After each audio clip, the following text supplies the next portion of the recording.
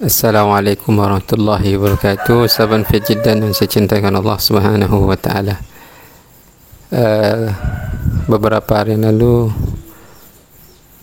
terungkap kasus cabul yang terjadi di Pondok Pesantren MTI Canduang, yang mana korbannya ada 40 santri dan masih dalam proses penyelidikan lebih lanjut, yang mana pelakunya ada 2 orang guru yang sudah diketahui, bernama Ronald Andani 29 tahun dan Arif Abdullah 23 tahun.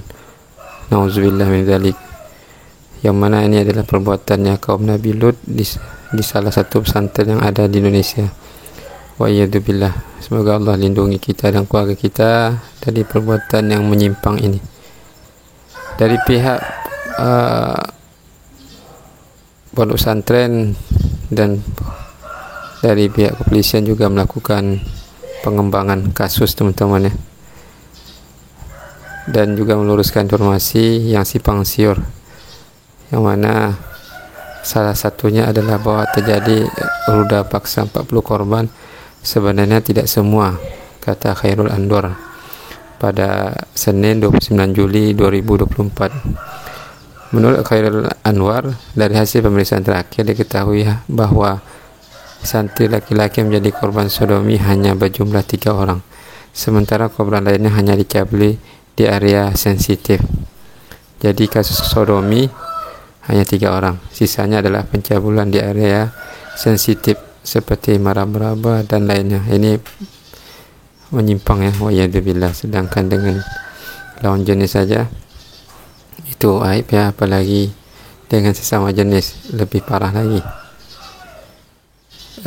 Pihak pondok pesantren Madrasah Tarbiyah Islamiyah Canduang, kata Khairul, sudah mengambil langkah-langkah, di antara mengundang orang tua santri hingga kemudian membuka posko pengaduan untuk mengetahui apakah masih ada korban lain. Kita tegaskan dalam kasus ini MTI Canduang tidak menutup-nutupi. Tim internal juga telah dibentuk. Kami sudah membentuk tim investigasi internal. 40 korban itu hasil tim investigasi internal kami. Awalnya hanya 5 orang. Kami kerjasama teman-teman di institusi jaringan psikologi. Kami sudah lakukan asesmen terhadap korban. Kami kembangkan pendampingan psikologi oleh tim ahli tutupnya. Wa yadzubillah, teman-teman. Lalu kita lihat salah satu profil dari pelaku Hadahullah. Semoga Allah berikan petunjuk kepada mereka agar bisa merujuk kepada pemahaman yang benar dan meninggalkan perbuatan menyimpang mereka mumpung masih hidup. Dan di sini kita lihat foto beliau bersama Pak Idrus Ramli, namanya Ronald Andani, yang usianya 29 tahun tadi. Ada jejak digital beliau yang mana sangat membenci dakwah salaf Namun begitulah, wa makaru wa makarallahu wallahu khairul makirin. Mereka buat makar menjelekkan dakwah salaf, namun ada pertolongan dari Allah Azza wa Jalla dari mereka yang langsung Allah balas di dunia. Mungkin tujuannya agar mereka ini agar rujuk kepada jalan yang benar dan meninggalkan penyimpangan akidah mereka dan perbuatan mereka yang jelas-jelas menyimpang. Di sini kita bacakan, teman-teman,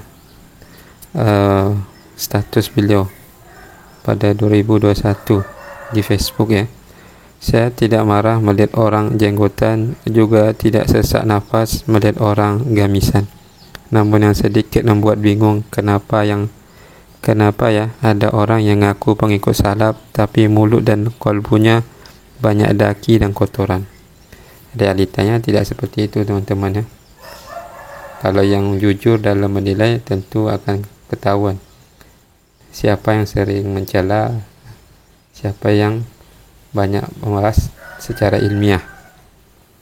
Bedakan dengan mengkritik, dengan menuduh, dengan mengeluarkan kata-kata kotor ya, beda. Dan dakwah salaf itu adalah dakwah yang tegas, bukan asal selampangan ya, menuduh. Kita lanjut. Cinta sunnah tapi hobinya fitnah sana sini.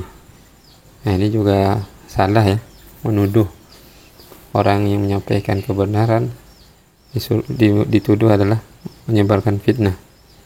Padahal dari kelompok mereka yang suka menuduh dan menyebarkan fitnah terhadap dakwah salaf.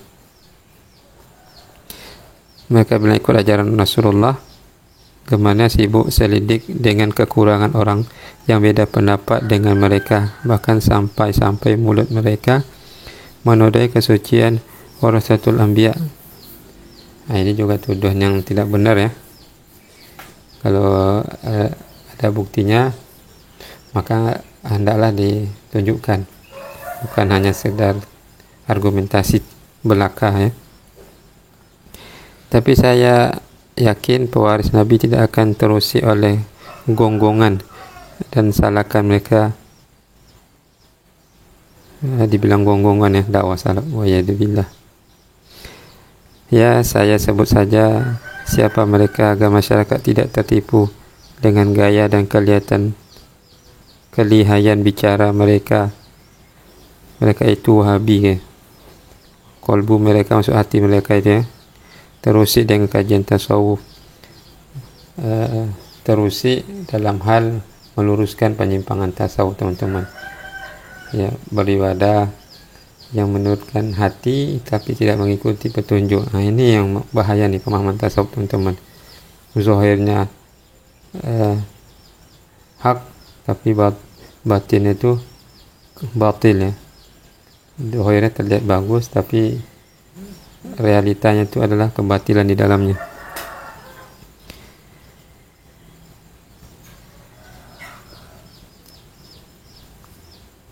Kita lanjut ya. Kalau mereka itu terusik dengan kajian tasawuf yang kata mereka itu bid'ah dolalah, bukan kata serampangan ya, tapi memang hasil penelitian dan ternyata keluar dari jalan yang lurus ajaran tasawuf tersebut. Mereka suka muak mendengar kajian zikir. Nah, ini juga tuduhan yang tidak benar. Malahan orang manhaj salaf itu sangat menganjurkan zikir, tapi bukan zikir yang dibuat-buat ala tasawuf. Bagaimana cara membersihkan kolbu? Menurut mereka membersihkan hati, tapi realitanya tidak ya. Karena cara yang tidak dibenarkan Rasulullah, tentu akan hasilnya juga tidak akan baik. Maka mereka menganggap kajian tersebut membuat kita pemalas dan tuduhan keji lainnya. Nah, ini juga nih, suka membalikkan fakta ya. Siapa yang suka menuduh secara keji? Lalu dibilang Wahabi sambil ketawa. Kenapa kaku begitu ngajinya? Inilah kalau jalan yang kajian yang lurus dibilang kaku. Kajian isi ketawa-ketawa, nah itu dibilangnya ya sesuai dengan perkembangan zaman, moderat dan lain-lain ya. Wa'iyadzubillah. Seperti taman tak berbunga saja, mari sini saya ajari menyemai benih, menanam bunga agar kebun-kebun tak terlihat tandus dan kering begitu. Akhirnya ini jadi kata-kata beliau ini banyak saya tengok di komen-komen orang ya, terkait kasus yang dialami beliau ya, menyemai benih, menanam bunga, itu melakukan sodom ya. Wa'iyadzubillah. Semoga Allah berikan taufik kepada kita semua untuk tidak jatuh kepada penyimpangan. Barakallahu fikum.